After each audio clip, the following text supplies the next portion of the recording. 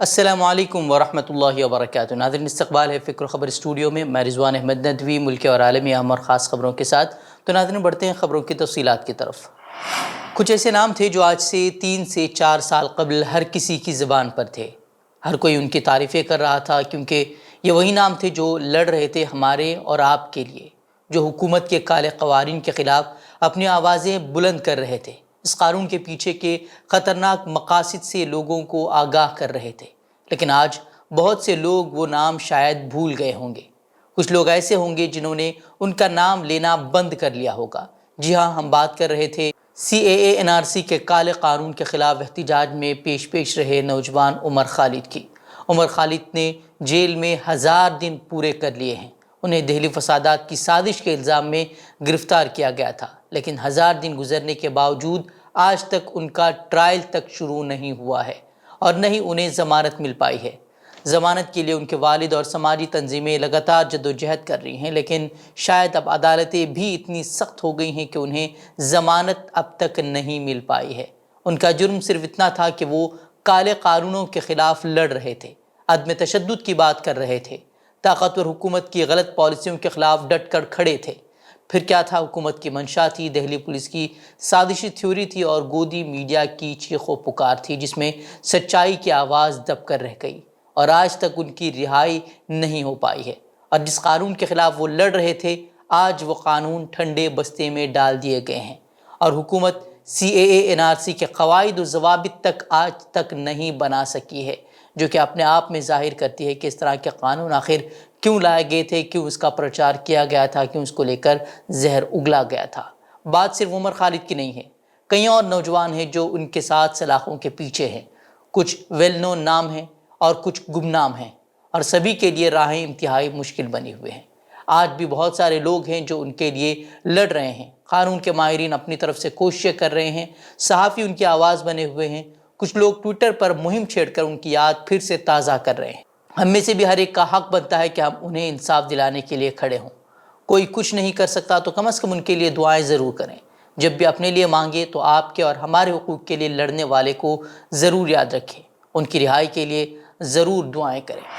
ویسے گزشتہ روز عمر خالد کے جیل میں 1000 دن مکمل ہونے پر پریس کلب آف انڈیا میں ایک پروگرام رکھا گیا تھا، جس میں کئی بڑی اہم شخصیات نے شرکت کی، جس میں راشٹریہ جنتا دل کے رکن پارلیمنٹ منوج جھا، JNU کے پروفیسر اور ماہر اقتصادیات پربھات پٹنائک، صحافی رویش کمار، سپریم کورٹ کے وکیل شاہ رخ عالم اور عمر خالد کے والد سید قاسم رسول الیاس نے بھی اس میں شرکت کی تھی۔ پٹنائک نے اس بات پر زور دیا کہ سابق ججز ہوں یا سٹنگ ججز ہوں، جب وہ تقریر کرتے ہیں تو بہت اچھا بولتے ہیں، لیکن فیصلوں میں وہ جو بولتے ہیں اس کی حمایت نہیں کرتے۔ سپریم کورٹ پر زور دیتے ہوئے انہوں نے کہا کہ وہ 1 سال سے زیادہ عرصے تک قید رہنے والوں کا از خود نوٹس لیں۔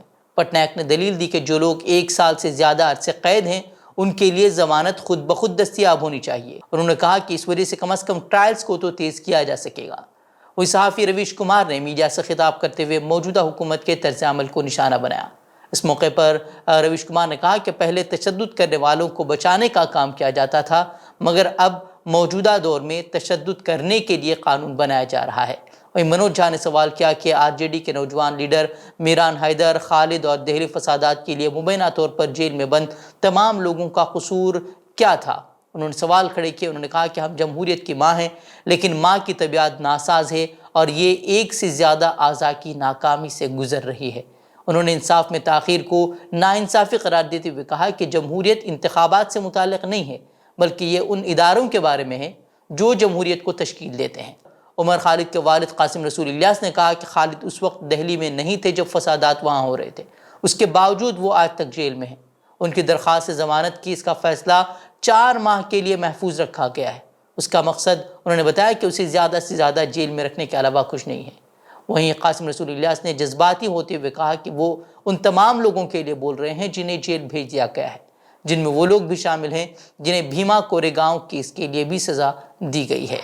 نسلی تشدد سے متاثرہ منی پور کے امفال مغربی ضلع کے ایک گاؤں سے جمعے کو ایک اور واقعہ سامنے آیا ہے، جہاں سیکیورٹی اہلکاروں کے بھیس میں آئے کچھ عسکریت پسندوں نے تلاشی آپریشن کے بہانے کچھ لوگوں کو گھر سے باہر بلایا اور ان پر فائرنگ کر دی، جس سے 3 افراد ہلاک اور 2 زخمی ہوئے ہیں۔ حکام نے بتایا کہ یہ واقعہ کانگپوکی اور امفال مغربی اضلاع کی سرحد پر واقع کھوکن گاؤں میں پیش آیا ہے۔ عسکریت پسندوں کا تعلق میتی کمیونٹی سے بتایا جا رہا ہے۔ انہوں نے بتایا کہ گولیوں کی آوازیں سن کر گاؤں میں معمول کی گشت پر مامور سیکیورٹی فورسز وہاں پہنچی، لیکن تب تک عسکریت پسند علاقے سے فرار ہو چکے تھے۔ حکام کے مطابق انہوں نے فرار ہونے سے قبل 3 افراد کو گولی مار کر ہلاک کر دیا۔ قابل ذکر بات ہے کہ منی پور میں شیڈول ٹرائب کا درجہ دینے کے میتئی برادری کے مطالبے کے خلاف احتجاج کے بعد پرتشدد جھڑپیں شروع ہوئی تھیں۔ اس تشدد میں اب تک تقریباً 100 افراد ہلاک اور 300 سے زائد زخمی ہوئے ہیں۔ ریاست میں امن کی بحالی کے لیے فوج اور آسام رائفلز کے تقریباً 10,000 جوانوں کو تعینات کیا گیا ہے۔ اس کے بعد بھی تشدد رکنے کا نام نہیں لے رہا ہے۔ مہاراشٹر میں ٹیپو سلطان اور اورنگزیب کو لے کر سیاست دن بدن گرم ہوتی جا رہی ہے۔ کولہاپور اور احمد نگر میں گزشتہ دنوں تشدد کے واقعات پیش آئے تھے اور اب بیڈ ضلع کے آشٹی شہر میں بھی ماحول کشیدہ ہوا ہے۔ 14 سالہ لڑکے نے جمعرات کو اپنے واٹس ایپ اسٹیٹس پر بادشاہ اورنگزیب کی تعریف کی تھی۔ اس سلسلے میں ایک شکایت درج کرائی گئی ہے جو کہ اپنے آپ میں حیران کن ہے۔ بعد میں کچھ مقامی ہندوتوا تنظیموں نے اس اسٹیٹس کو لے کر بند کا اعلان کر دیا، جس کے بعد دیکھا گیا کہ وہاں علاقے میں دکانیں بند کر دی گئیں اور لوگوں میں خوف کا ماحول دیکھنے کو ملا۔ ویسے ایک طرف منی پور جل رہا ہے، شاید ہی کسی کو اس کی پرواہ بھی ہے، کیونکہ گودی میڈیا کبھی اورنگزیب تو کبھی لو جہاد، کبھی گیم جہاد جیسے گھٹیا پروگراموں کے ذریعے نہ صرف ان موضوعات سے لوگوں کو بے خبر رکھے ہوئے ہے، بلکہ ساتھ ہی لوگوں میں فرقہ واریت کا زہر گھول کر لگاتار ملک کو بربادی کے دہانے پر پہنچانے کا کام بڑی تیزی سے کر رہا ہے، اور اس کے نتائج روز سامنے آ رہے ہیں۔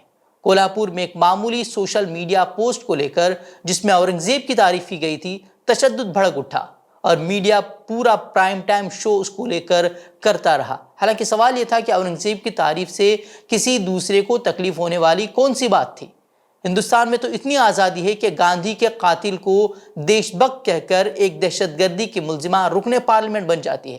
گوڈسے کا دفاع کرتے ہوئے فلمیں بننے لگی ہیں۔ گاندھی کے قاتل گوڈسے کا جنم دن منایا جاتا ہے۔ کھلے عام مسلم مخالف بیانات دیے جاتے ہیں لیکن کوئی کارروائی نہیں ہوتی۔ لیکن اورنگزیب کا اسٹیٹس رکھنے سے اب لوگوں کو تکلیف ہونے لگی ہے۔ ملک جس تیزی سے بدلتا جا رہا ہے اس نے ہر کسی کو پریشان ضرور کر رکھا ہے، لیکن سوال یہی کہ آخر ان سب کے نتائج کیا نکلیں گے؟ کیا حکومتیں ووٹ بینک پولیٹکس کے لیے اس کو مزید بڑھاوا دیں گی یا پھر عوام ایسی سیاسی جماعتوں کو اقتدار سے باہر کا راستہ دکھا دیں گی؟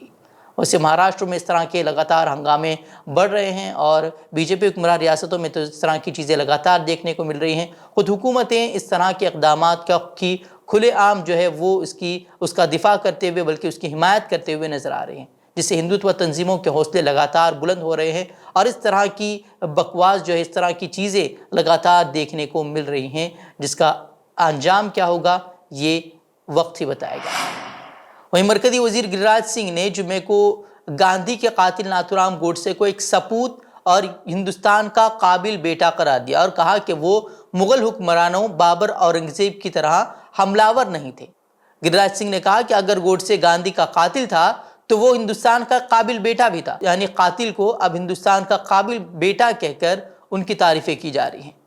انہوں نے کہا کہ وہ ہندوستان میں پیدا ہوا تھا، وہ اورنگزیب اور بابر کی طرح حملہ نہیں تھا، اور جو لوگ اپنے آپ کو بابر کی اولاد کہنے میں خوشی محسوس کرتے ہیں وہ ہندوستان کے سچے لائق فرزند نہیں ہو سکتے، یعنی کہ جو لوگ قاتل ہیں وہ ہندوستان کے فرزند ہیں، ان کے لیے ان کی تعریف میں قصیدے پڑھے جا رہے ہیں، اور جو لوگ صرف اورنگزیب کی تعریف کر رہے ہیں تو وہ ہندوستان کے سچے لائق فرزند نہیں ہیں۔ جس طرح کی مثالیں پیش کی جا رہی ہیں ایسا لگتا ہے کہ کوئی بیوقوف بھی جو ہے وہ اسے پسند نہ کرے۔ جب قاتلوں کی تعریف کرنے والے لوگ اقتدار میں بیٹھے ہوئے ہوں تو پھر ہندوستان کا حال کیا ہوگا یہ آپ سمجھ ہی سکتے ہیں۔ گاندھی کے ہتھیارہ ہیں تو گوڈسے بھارت کے سپوت بھی ہیں، وہی بھارت میں ہی پیدا لیا ہے، اورنگزیب اور بابر کی طرح آکرانتا نہیں ہے، اور جس کو بابر کا اولاد کہلانے میں خوشی محسوس ہوتا ہے وہ کم سے کم بھارت ماتا کا صحیح سپوت نہیں ہو سکتا۔ سمندری طوفان بپر جوائے کے اگلے 36 گھنٹوں میں شدت اختیار کرنے کی پیش گوئی کے ساتھ محکمہ موسمیات نے ماہی گیروں کو مشورہ دیا ہے کہ وہ کیرلا، کرناٹک اور لکشدیپ کے ساحل سے دور سمندر میں نہ جائیں۔ ہندوستان کے محکمہ موسمیات نے ہفتے کے روز کہا کہ انتہائی شدید سمندری طوفان بپر جوائے کے اگلے 24 گھنٹوں میں مزید شدت اختیار کرنے کی توقع ہے۔ یہ سمندری طوفان شمال مشرق کی طرف گامزن ہوگا، جبکہ بحیرہ روم کے ساحل پر ولساڈ کے تیتل ساحل سمندر پر بلند لہریں بھی دیکھی گئی ہیں۔ احتیاط کے طور پر تیتل بیچ کو 14 جون تک سیاحوں کے لیے بند بھی کر دیا گیا ہے۔ وہ جموں کشمیر کے جنوبی ضلع شوپیان سے قریب 10 کلومیٹر کی دوری پر واقع سیدھو گاؤں کی رہنے والی بینائی سے محروم انشا مشتاق نے 12ویں جماعت کے امتحانات میں کامیابی حاصل کر لی ہے۔ قابل ذکر ہے کہ 2016 میں سیدھو شوپیاں میں ایک احتجاج کے دوران انشا مشتاق کھڑکی سے وہ جھانک رہی تھی، اسی دوران وہ پیلٹ گن سے نکلے چھروں کا شکار ہونے کے بعد بینائی سے محروم ہو گئی تھی۔ سال 2016 میں کشمیر وادی کے اندر بھڑکے تشدد پر قابو پانے کے لیے پیلٹ بندوقوں کا استعمال کیا گیا تھا۔ اس دوران پیلٹ گن کا شکار ہو کر متعدد افراد جزوی یا مکمل طور پر بینائی سے محروم ہو گئے تھے۔ انشا مشتاق بھی انہی متاثرین میں سے ایک ہیں۔ پیلٹ گن سے مکمل طور سے نابینا ہونے کے باوجود انشا مشتاق 12ویں جماعت کے امتحانات میں پاس ہو گئی ہیں۔ اور کہ کل بروز جمعہ شام کے وقت کشمیر میں 12ویں جماعت کے امتحانات کے نتائج جاری کیے گئے تھے۔ اور کیرل کی وائناڈ لوک سبھا سیٹ جہاں سے راہل گاندھی کی رکنیت منسوخ ہوئی ہے، اس پر الیکشن کمیشن نے ضمنی انتخابات کروانے کی تیاریاں شروع کر دی ہیں۔ الیکشن کمیشن نے اس سلسلے میں حلقے کی الیکٹرانک ووٹنگ مشینوں کی جانچ کے احکامات جاری کر دیے ہیں، جبکہ گزشتہ دنوں کمیشن کی جانب سے موک الیکشن بھی کروایا گیا۔ ان تمام تیاریوں پر کانگریس پارٹی نے شدید برہمی کا اظہار کیا ہے۔ پارٹی نے سوال کیا کہ آخر عدالت کا فیصلہ آنے سے قبل ہی الیکشن کمیشن کس بنیاد پر انتخاب کروانے کی تیاری کر رہا ہے۔ پارٹی نے مزید کہا کہ کیا الیکشن کمیشن کو عدالت کے فیصلے کے بارے میں قبل از وقت معلوم ہو گیا ہے جو وہ اتنی تیزی کے ساتھ انتخاب کی تیاری کر رہا ہے۔ اور کہ مودی سرنیم کیس میں سورت کی عدالت سے راہل گاندھی کو 2 سال کی سزا ملنے کے بعد وائناڈ سے ان کی لوک سبھا رکنیت منسوخ کر دی گئی ہے۔ ناظرین، اب بڑھتے عالمی خبروں کی طرف۔ فلسطینی صدر محمود عباس آئندہ ہفتے چین کا سرکاری دورہ کریں گے۔ فلسطینی صدر کے دورے چین سے متعلق خبر بیجنگ کی جانب سے جاری ایک بیان میں دی گئی ہے۔ وہیں صدر کے دورے کی خبر چین کی جانب سے اسرائیل فلسطین امن مذاکرات میں سہولت فراہم کرنے کے لیے آمادگی ظاہر کرنے کے بعد سامنے آئی ہے۔ چین نے خود کو مشرق وسطیٰ میں اپنے آپ کو ایک ثالث کے طور پر پیش کیا ہے، جس نے مارچ میں ایران اور سعودی عرب کے درمیان تعلقات کی بحالی کی ثالثی کی تھی، جبکہ خطے میں امریکہ کئی دہائیوں سے پاور بروکر رہا ہے۔ بتا دیں کہ اسرائیل اور فلسطینی امن مذاکرات 2014 سے تعطل کا شکار ہے، اور حالیہ دنوں کی بات کی جائے تو مظالم عروج پر پہنچ چکے ہیں۔ تلاشی کے نام پر اور کسی نہ کسی بہانے سے فلسطینی نوجوانوں کو گولیوں سے چھلنی کیا جا رہا ہے اور انہیں ان کے مکانات سے باہر نکال کر ان کی جگہ پر یہودیوں کو بسایا جا رہا ہے۔ بہت سی بندشیں ان پر لگا دی گئی ہیں، جس کا مقصد فلسطینیوں کے لیے زندگی کو مزید مشکل بنانا ہے۔ حج سے قبل غلاف کعبہ کو 3 میٹر اوپر اٹھا دیا گیا ہے۔ حرمین شریفین کے امور کی نگران وزارت کے مطابق غلاف کعبہ کو نیچے سے 3 میٹر اوپر اٹھانے کے بعد چاروں طرف سے سفید کاٹن کے کپڑے سے ڈھانک دیا گیا ہے، جسے احرام کہا جاتا ہے۔ غلاف کعبہ کو اوپر اٹھانے کے لیے 50 سے زائد ماہرین کی ٹیمیں ہیں۔ اس کے لیے خصوصی سیڑھی استعمال کی جاتی ہے۔ غلاف کعبہ جسے کسوہ کہا جاتا ہے، اس کو اوپر اٹھانے کا مقصد حج کے دوران رش کے باعث اسے نقصان سے بچانا ہے۔ غلاف کعبہ اٹھانے کے کام کی نگرانی حرمین شریفین کے ڈائریکٹریٹ کے سربراہ ڈاکٹر عبدالرحمن السدیس نے کی۔ حج ختم ہوتے ہی غلاف کعبہ کو سابقہ پوزیشن میں بحال کر دیا جاتا ہے۔ تو ناظرین، یہ تھی خبریں۔ مزید خبروں کے لیے آپ ہماری ویب سائٹ www.fikrokhabar.com کی طرف رخ کر سکتے ہیں۔ ویڈیوز کے لیے ہمارے یوٹیوب چینل کو سبسکرائب کریں۔ تو ناظرین، اجازت دیں۔ السلام علیکم ورحمۃ اللہ وبرکاتہ۔